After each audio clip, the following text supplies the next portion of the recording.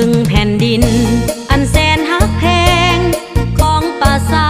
ลาวผู้อาจหารยังมีสาวสวยงามเหลือเกินเสินแม่เสินอายทหารพนักงานทั่วหน้าเสินมาแวยามสาวเสียงขวางมาแวเบิงจากมือจากวัน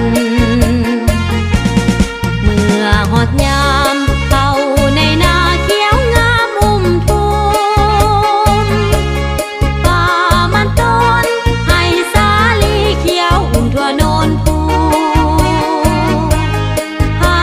กะยกว่าสาวบ้านเฮาจังแม่นเก่งแท้นาเฮ็ดนาก็ได้ไปลำเลียงก็เก่งสาวเสียงขวางจิตใจปอดใสดังน้ำยวนความลิ้นไหลเย็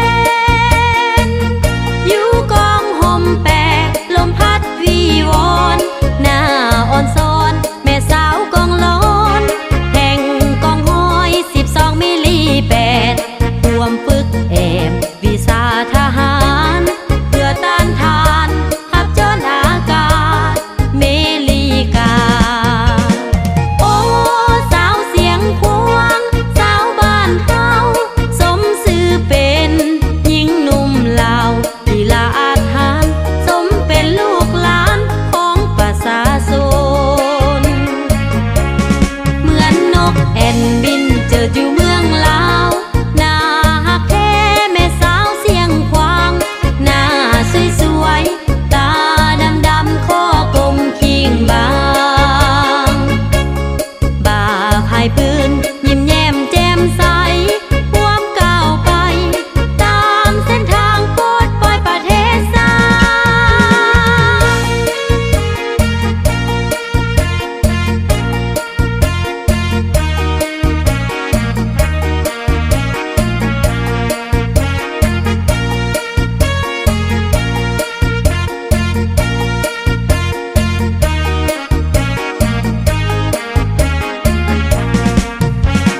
โอ้สาวเสียงควงสาวบ้านเฮาสมชื่อเป็นหญิงหนุ่มลาวที่ละอาจหารสมเป็นลูกหลานของประชาชนเหมือนนกแอ่นบินเจออยู่เมืองลาวหน้าฮักแท้แม่สาวเสียงควางหน้าสวยๆตาดำๆคอกลมคิงบางบ่าพายปืนยิ้มแย้มแจ่มใสร่วมก้าวไปตามเส้นทางโปรดปล่อยประเทศสา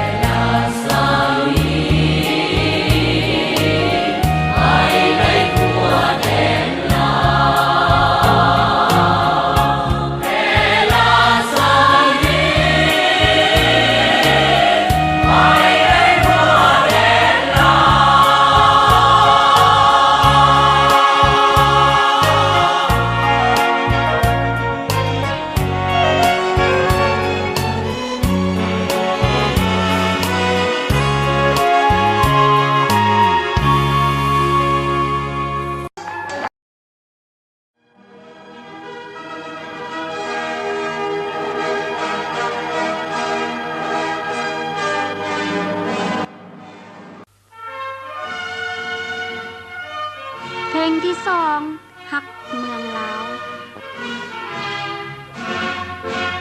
แผ่นดินที่ลาวประเทศของลาวภาษาสลาวสามมาหลายปีลมและหังนี้เป็นสง่าราศีมีผู้พาและผ้าไหมสวยสดงดงามอ่อนซ้อนมีเป็นหมอนในยังสีสลาวสาวลาวมาเมืองลาวเกียรติแก้วไม่ตาผู้คนลาวใส่สัศกันผู้ที่เฮาหันของประเทศลาวถึงเขาสาต้องการขอบักบานหักใส่ด้วยน้ำใจขยันสมานในการต่อสู้เพื่อฟื้นฟูศาสนาลาวให้ก้าวหน้าขึ้นไปสู่สังคมนิยมของลาวใส่สัศกันผู้ที่เฮาหันของประเทศลาวถึงเขาสาต้องการขอบักบานหักใส่ด้วยน้ำใจ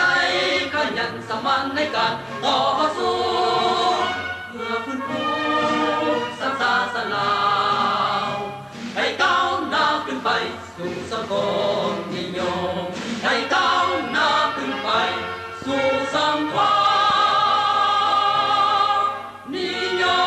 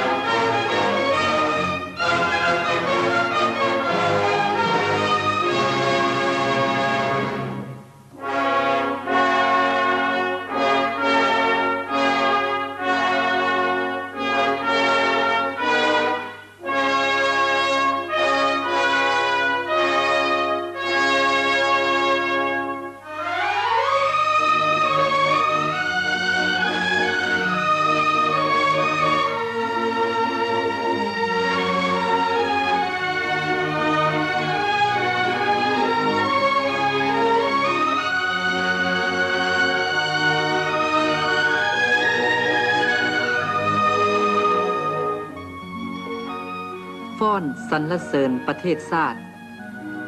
หลายห้อยปีมาได้ลาวตกไปเป็นทาส